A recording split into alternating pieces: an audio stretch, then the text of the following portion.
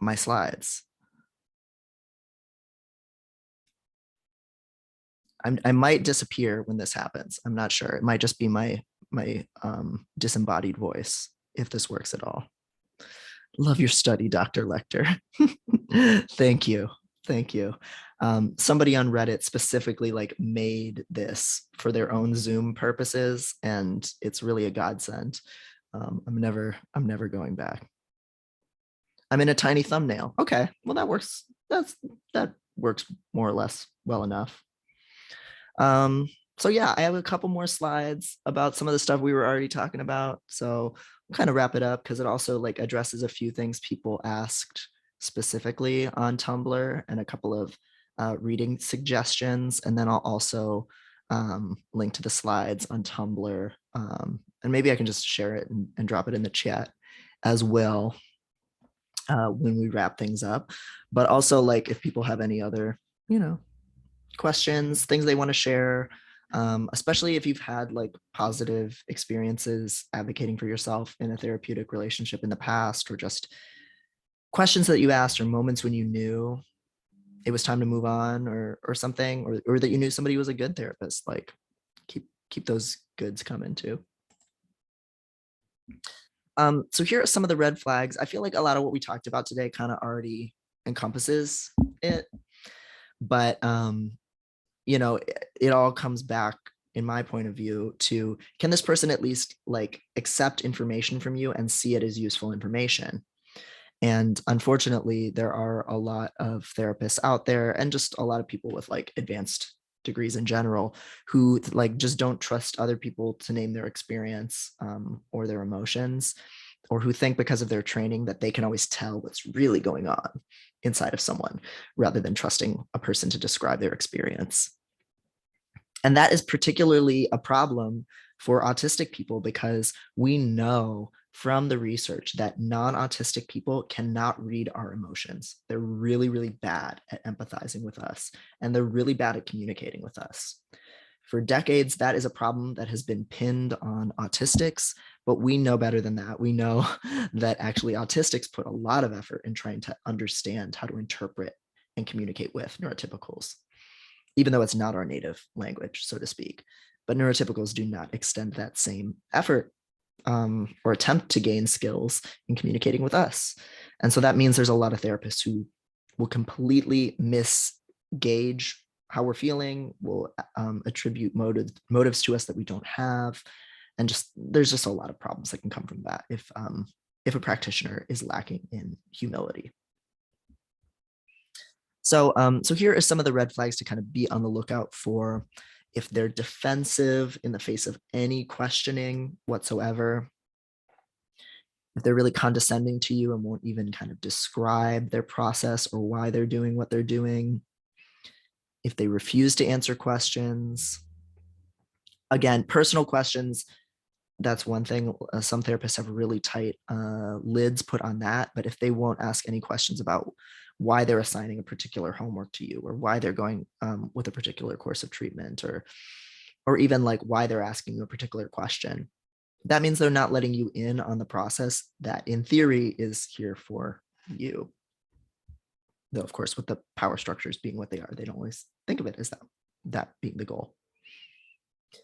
Doubting your experience, pathology or deficit-based language, refusal to accept your limits and boundaries.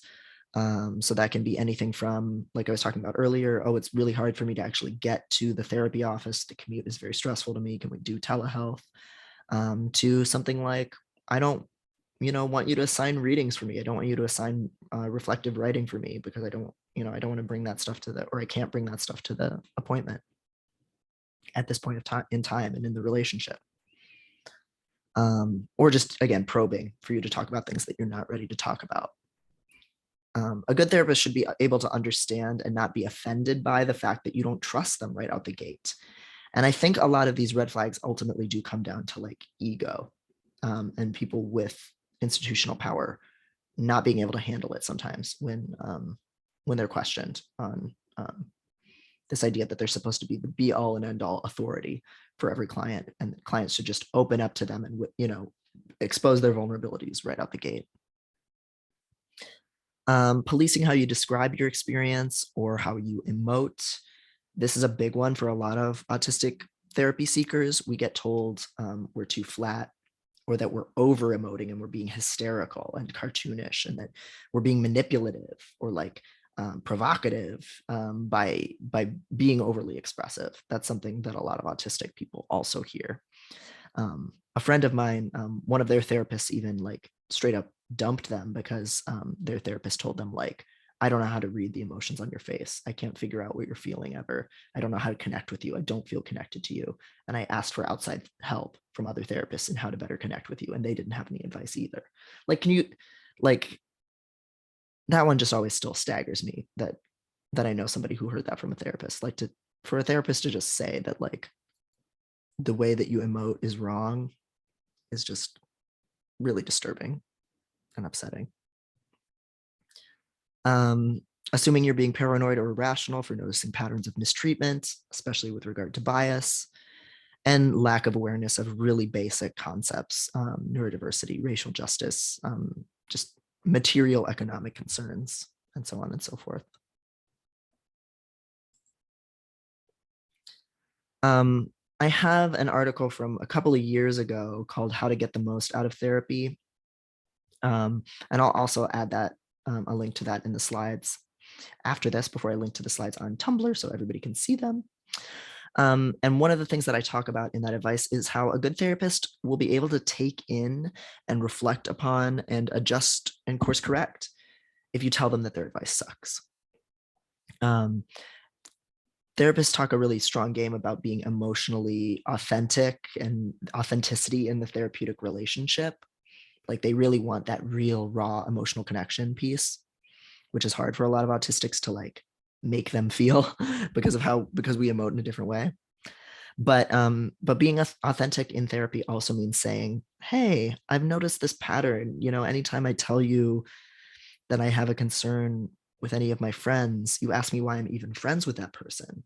And I feel like if I followed that advice every single time a friend gave me trouble, I wouldn't have any meaningful connections left. That's a conversation that I had with a therapist of mine years ago. And he did a great job handling it. He said, oh yeah, I can hear that. I wasn't trying to tell you to like end every relationship with every person who's difficult. I was just thinking I'd noticed a pattern, and here's why I was suggesting these things. And, you know, let's talk about how to address these problems in friendships and in a different way that isn't so black and white feeling. And it was a great experience. Like when you can have a therapeutic relationship where you actually bring feedback to them about what's working and not working, and they are really interested in how to do their job better for you, and it really feels like a collaboration, that's a really beautiful thing. But the only way that you can get there is if you tell your therapist when their advice is not working and if they will listen to it. And so that's why that self-advocacy piece is so important. If it's hard for you to do in the heat of the moment, you can express this to a therapist via an email or a text or whatever methods of communication you also like have open with that therapist. And if they're truly like neurodiversity affirming, they'll understand that there are certain things that maybe you can't express verbally.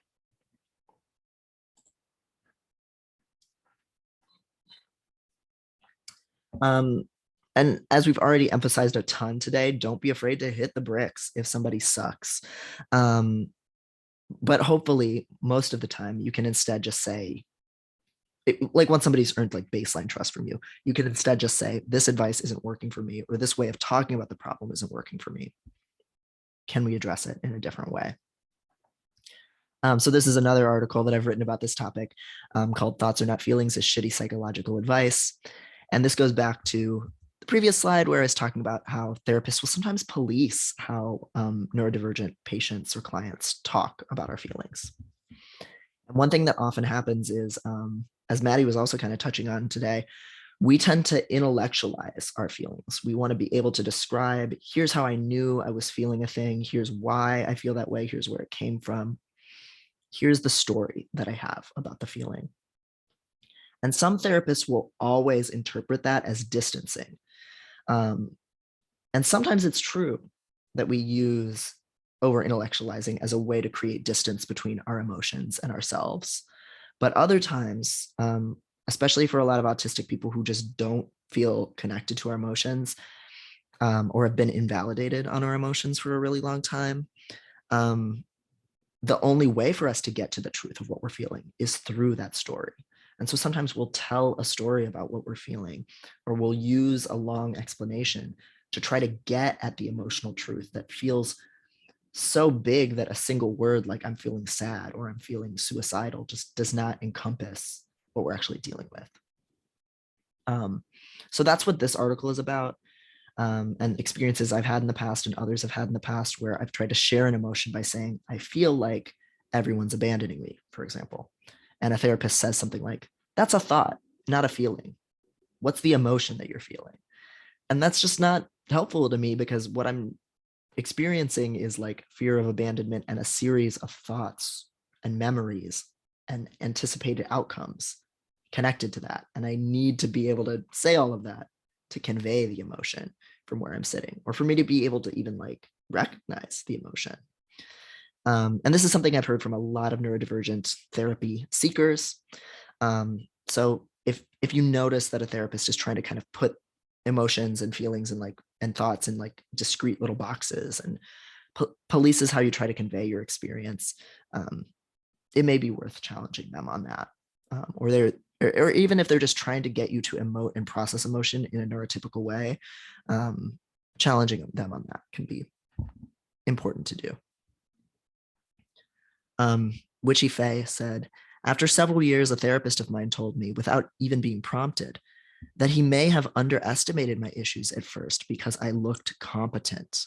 We were talking about masking, and I thought that was a great green flag. Thank you so much for sharing that, Witchy Faye. That is really great.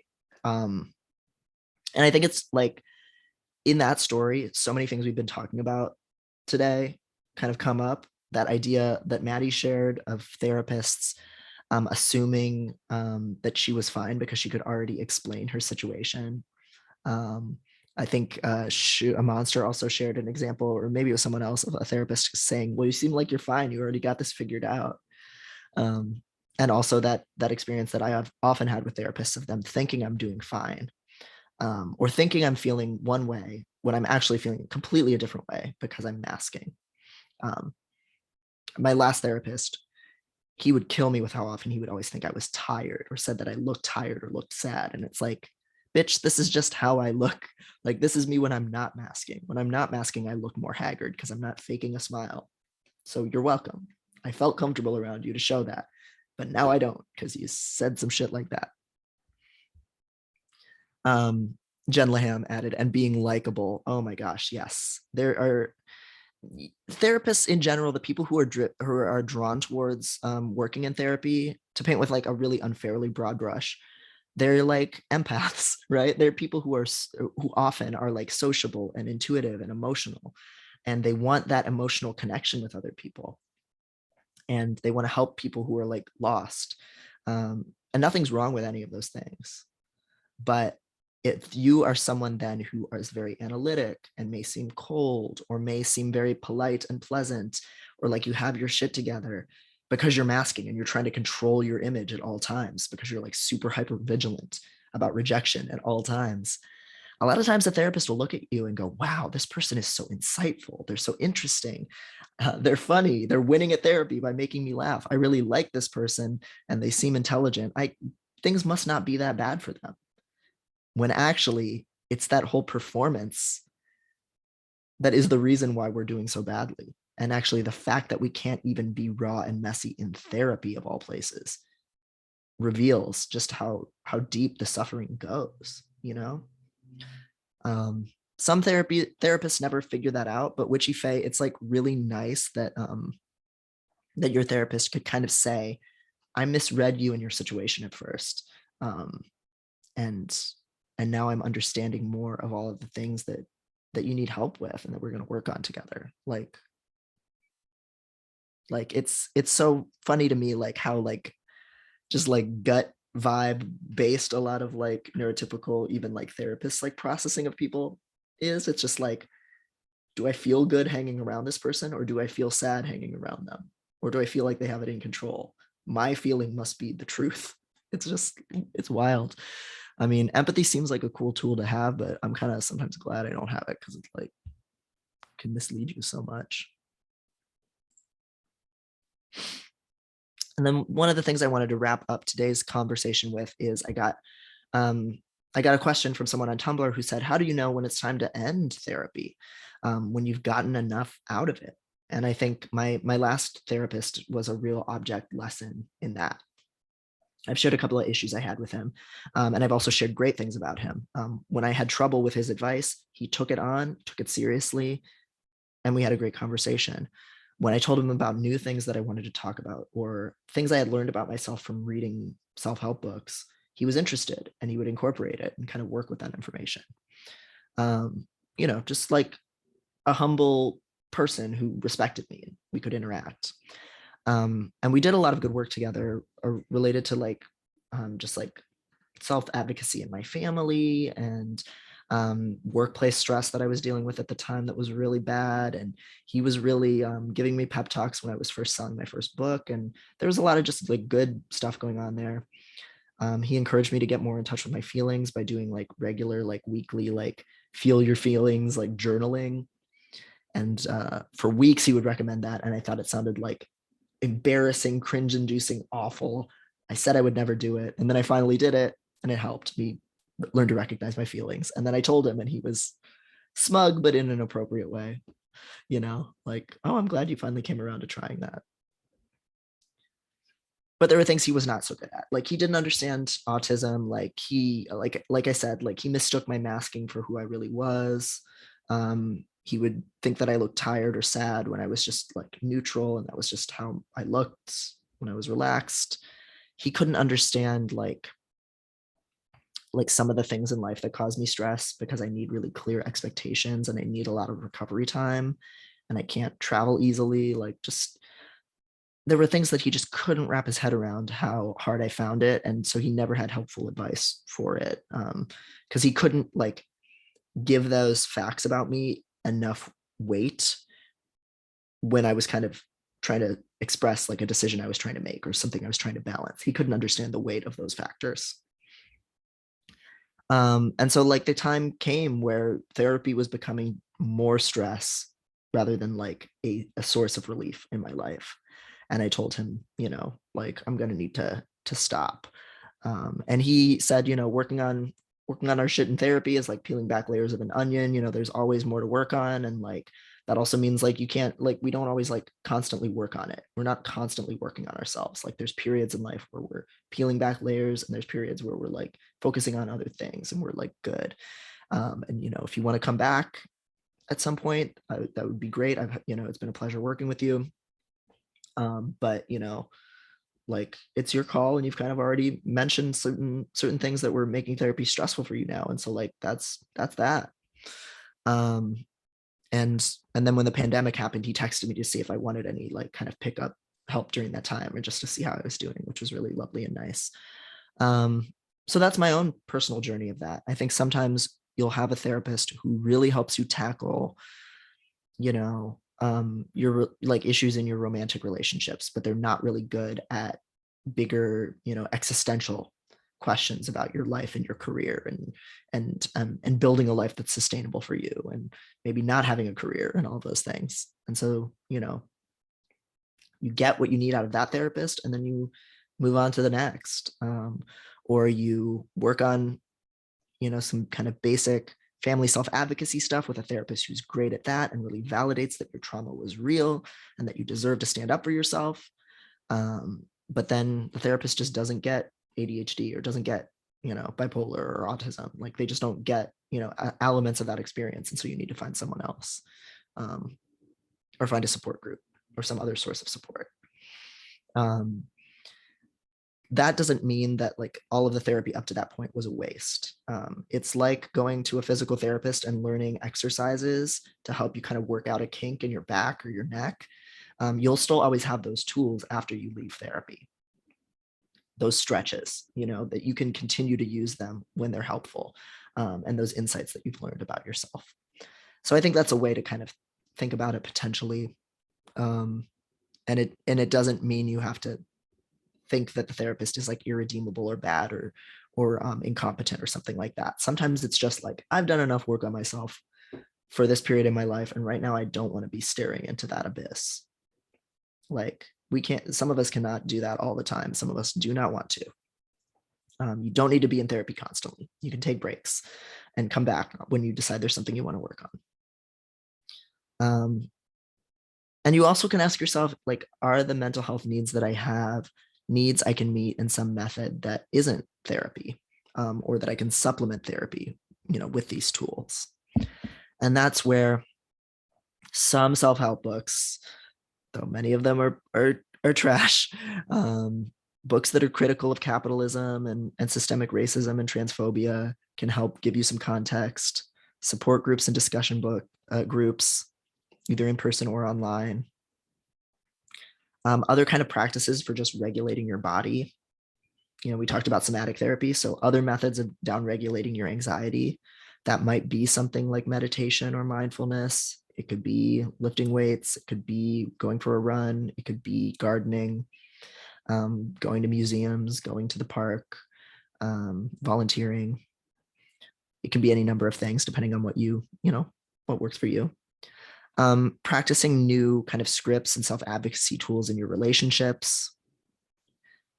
Even just like challenging people in your life that you haven't challenged before. Like, that is a therapeutic process. Like, that helps expand. Every time you do that and the world doesn't end, your like window of like what you're capable of doing gets a little bit wider. At least, your mental comfort level with it does. So that's a beautiful thing too. And then harm reduction approaches. So a lot of times, if you're dealing with eating disordered behaviors, addiction, self-harm, anything, overwork, staying up too late, anything that's like destructive dating patterns, like anything that's like kind of both really compelling and appealing to you, but also kind of brings some damage to your life. You don't have to necessarily go to a therapist about it, unless that's the kind of help that you do want, and you can find a good one. You can also look into what's a harm reductionist lens to look at this thing. Do I need to recover? Do I need to see myself and my behavior as in need of fixing? Or can I say, here is the need I'm trying to meet with this behavior. Here are the risks of that behavior. How can I mitigate those risks and continue to meet the need? Are there ways to get endorphins that aren't going to leave permanent wounds, or shallower wounds, both literally and metaphorically? Oh yeah. Oh, Maddie's here. Oh, hello. Wow, that was really short. I'm here on Zoom. This stream sponsored by Zoom. And it's kind of working. So that was like the thing I wanted to end off with, since we're talking about supplements to therapy. And because I am the most when it comes to books and websites and reading advice, these are some resources that I talk about a lot. If you've been, the old heads know. If you've been following me for a while, you've heard me talk about many of these books and websites. So I'll just go through the list real quick, and what they're good for, each of them, and what they're not so good for. How to Deal with Emotionally Explosive People by Albert Bernstein.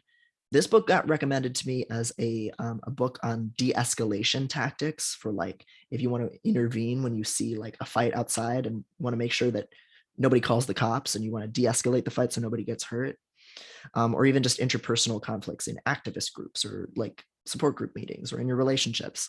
That's what that book got recommended to me for. But then I read it and realized I was emotionally explosive in a lot of ways, that there were ways that I was basically making other people responsible for my emotions because I didn't understand them and felt like I was just like controlled and at the behest of these forces inside of me that were like really unpleasant that I didn't understand. Really interesting book, really interesting framework on like kind of just understanding emotionality and de-escalation and scripts and tactics that you can use both for yourself and for other people when you're feeling dysregulated.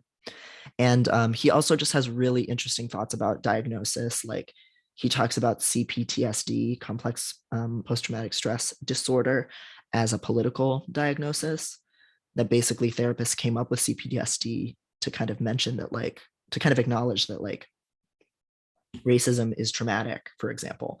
And so we need to acknowledge the systematic role, that like plays on people's mental health.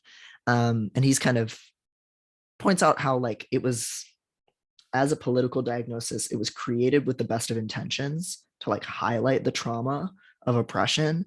But what it in practice sometimes accidentally does is say that people who experience depression are mentally ill for having a natural response to that. And so maybe we need to think about it more externally. So really my jam in that way. Adult Children of Emotionally Immature Parents by Lindsay Gibson is goated. It's just really like, it's, your classic, thin little self-help book with like workbook exercises and generalizations from one therapist's practice. But there's so many good tools in there for thinking about like when people are emotionally manipulating you or trying to hold you responsible for their feelings, or just can't see how their own discomfort with conflict is making their world smaller and smaller, and they're forcing everybody else into this shrinking bubble with them. It's just great. Some of the follow-up books are a little bit more just kind of like generic self-helpy for my taste, but this one just like spanks. I love it. Dialectical Behavioral Therapy Skills Workbook for Bipolar. Even if you're not bipolar, it's, for me, was just one of the most accessible introductions into DBT exercises that I've found. I don't know what it was about it that just was like, just hooked me in a way that other ones hadn't. But this was the book that got me like finally able to understand mindfulness. But it's a whole series. So if you're interested in some DBT approaches, that one is good. Saving Our Own Lives by Shira Hassan. That's a book all about liberatory and radical harm reduction. I wrote about it on Medium a little bit ago, and it was really good. Sad, this Adult Children one I've had on a list for ages, need to get it at some point. Yeah. It's again, like it's self-helpy, but I like was like the most clean, tidy explanation of a lot of issues in my life I've like ever had, with practical takeaways. And one of the other books, like by Lindsay Gibson, that's like a follow-up book, has some like really nice scripts for like just really like basic like improving your interactions with a family member who's like that. Like if there's someone who's really uncomfortable with depth, here are some questions you can ask them to make having a conversation with them just like more pleasant of an experience, instead of being forced to like just uphold whatever fantasies about reality they have all the time and like agree with them on everything. So like just even some of those things have been like really nice. Like, something as simple as like, here's how you just like ask questions about things they're interested in so that you can actually relate to them as a human being and an adult, instead of like having the same fights that you have in your family over and over again. Saving Our Own Lives, again, really great. The bottom left two are two online resources. Sluggish on Substack is by Jesse Meadows, who I can't hype enough. They're kind of like leading the charge in this new field of like critical ADHD studies. And so they talk a lot about like therapy and medication and stimulants and drug use and working at a slow pace. That's why it's called Sluggish.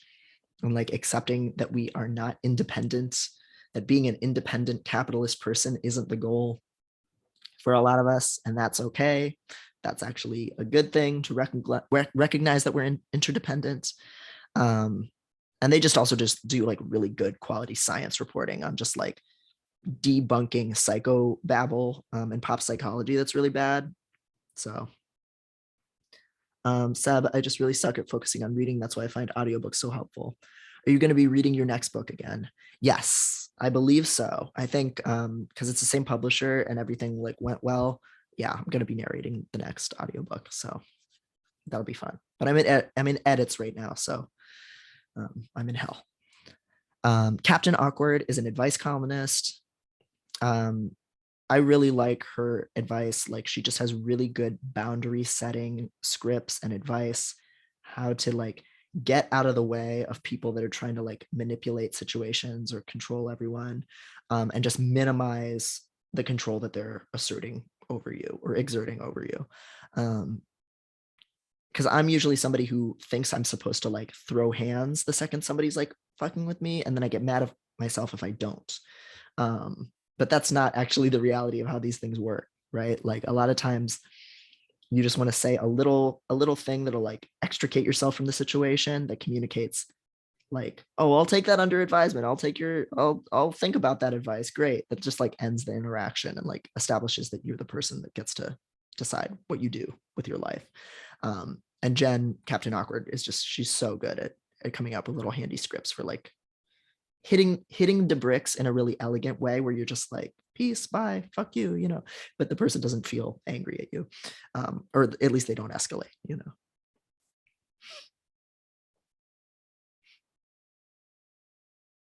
Oh yeah. M. Grossland, who narrated the first book. Yeah, that was with Simon and Schuster. And I don't know why they like didn't ask me to narrate it with that one, but like with Penguin, they have been really down and they know that I know how to like do it, and that the book has done well. So yeah, it'll be fun. And it's a very fitting punishment for the long ass sentences I write to have to read them out loud. So I will be doing that again. Dear Prudence, these last ones are also again advice columnists, but I swear there's like so much like meaty therapeutic stuff in these advice columnists' body of work. Danny Lavery, he's a trans guy with ADHD. He used to edit the magazine The Toast, if you are, an old internet blog era person. And he writes about, all kinds of things: parenting, trans issues, family estrangement, sexual trauma, religious trauma, how to kind of just like advocate for yourself and when to extricate yourself, and rethinking how your own biases kind of like shape what choices you make in a useful way. It's just really well read, thoughtful advice from someone who their body of experiences touches on a lot of the stuff that we've been talking about today and that many of us deal with. But it's also like fun and easy to read because it's an advice column. I feel like a lot of times reading advice given to others and reading about other people's problems is a lot easier than sitting down with like a dry, serious self-help book or psychological like text or whatever. Oh God, putting tables into audiobooks, Seb. Yeah, yeah. Long tables are really hard to translate to audiobook form. Um, Nev, Devin, you might have said this. Did the Emotionally Explosive People book help you with your own explosiveness? It did. Even though the book, like, it's a self-help book, like you can see from the like cover that it's like, ooh, scary, explosive people, like it's kind of like, it looks like an airport book. It looks sensationalized. And so sometimes the book does talk about like an emotionally explosive person will do this, da da da. But reading it, I don't know. I didn't feel stigmatized reading it. It wasn't like, oh, you're a narcissistic abuser kind of thing. It was like, because this person is uncomfortable with their own emotions, here's how they'll try to put responsibility for those emotions on other people. And here's why that might suck, and be manipulative and hurtful and so on.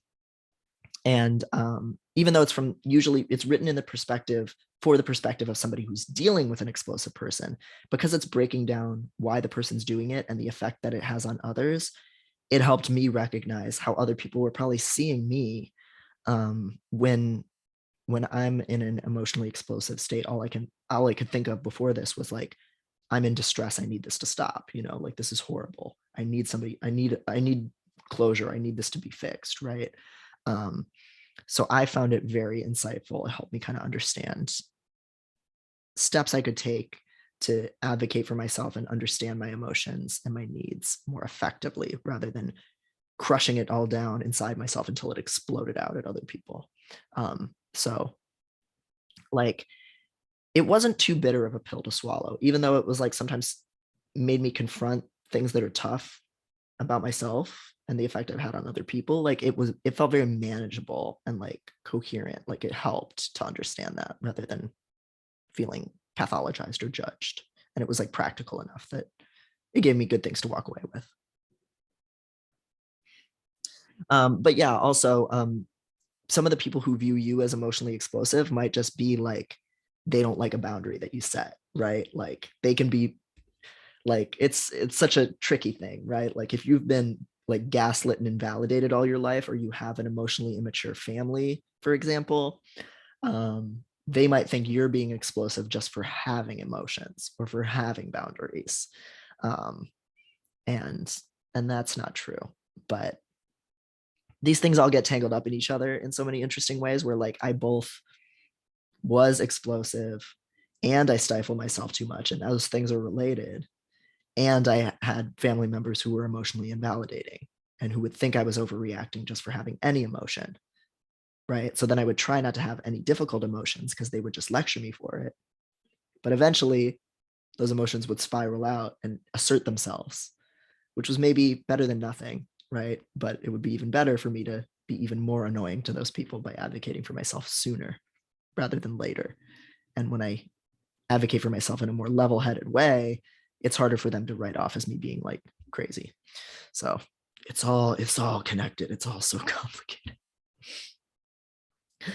And then finally, Ola Poppy by John Paul Brahmer. I just finished up reading this book. He also has a Substack. He's also an advice columnist.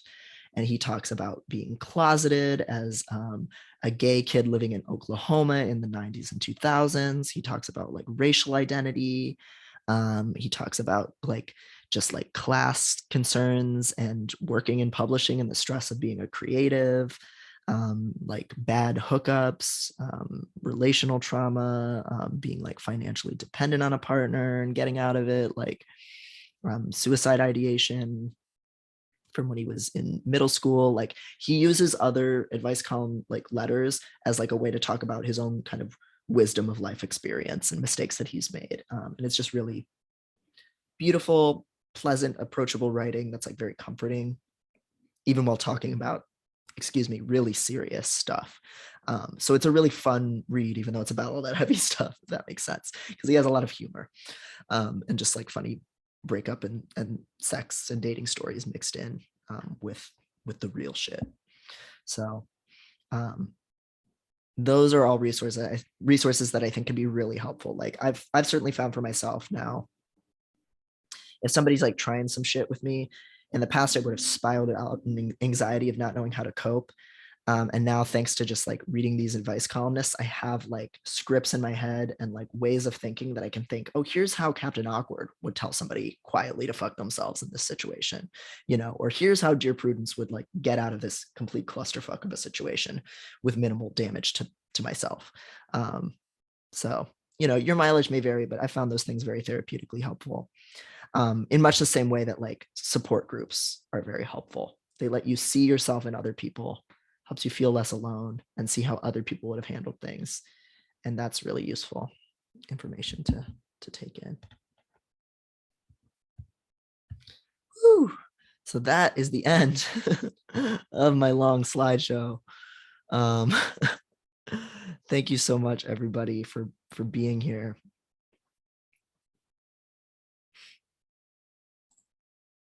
And if anybody has any other questions, victories, triumphs, example scripts, stuff to share, feel free to put them in the chat, and I'll hang for a couple more minutes before gulping down a lot of water because my long-winded ass has been ran through in my throat. Oh, that's such a cute emoji. Thank you, Sweater Alliance. Thank you, everybody. Thanks for being here and for like just keeping the chat so active and in depth. And I'm sorry that we didn't have time to acknowledge and address everything, because I could see you guys were really sharing a lot of like really valuable stuff and personal experiences and frustrations and resources.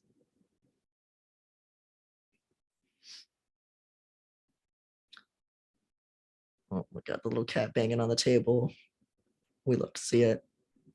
And next week, Maddie and I and my friend Cupid are going to be doing a very special Aries season stream where we are going to be looking at Maddie's birth chart and talking about astrology from the perspective of both somebody who's very into it and does astrology readings, which is Cupid's role, to someone who's kind of middle of the road, thinks it's fun to play with, but doesn't necessarily believe in it, me, and then to Maddie, who's not, like, it's not really her thing. And so it'll be just a little fire sign. We're also all Arieses. So we'll be, which is the fire sign, and, you know, little ram. So maybe we'll do some other little chaotic, fiery, rammy, goaty things.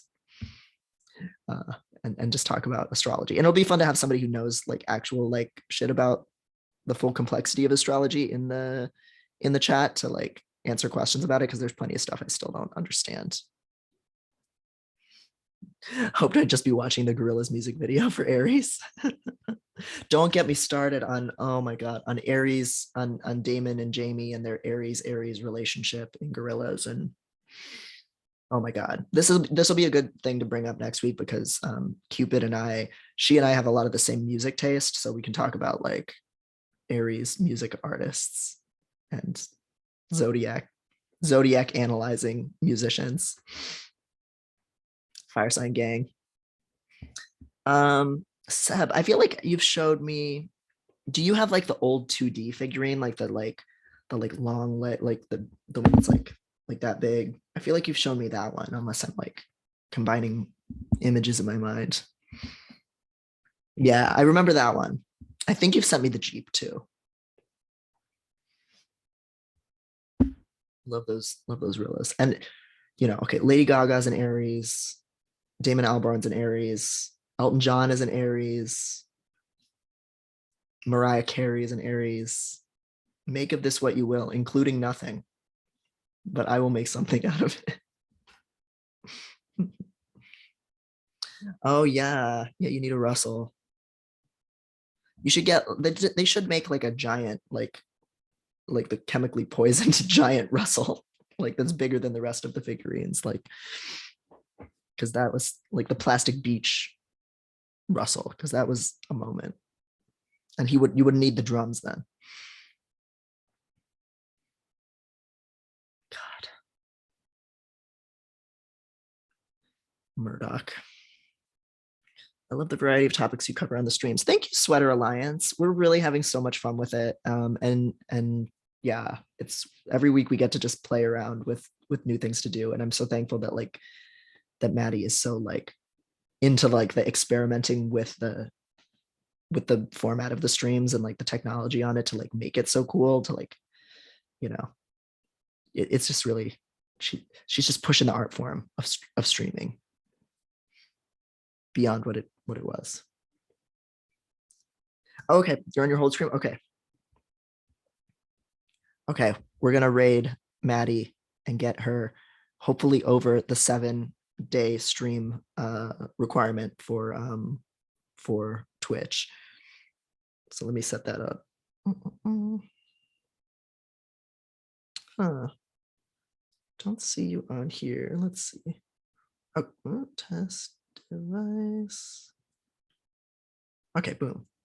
Okay, so I'm gonna start this raid.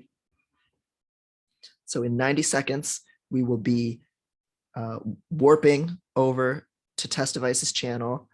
And that'll be very good, because we got to get her those Bezos bucks, those fat Bezos bucks, of which, you know, collectively on this channel, we've earned about $52 over the course of months. We got to unlock Maddie's ability to get Bezos buckies. Yes, Bezos buckies. We got to be able to shop at the Amazon company store, because we're all just miners in the mining town that is Amazon. So yeah. If we raid, don't we have to then refresh our browsers for our views to be counted for her? That's news to me.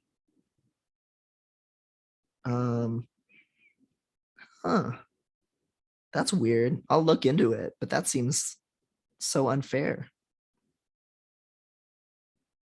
I'll look it up and I'll let people know in the chat, and I'll badger people into refreshing if so.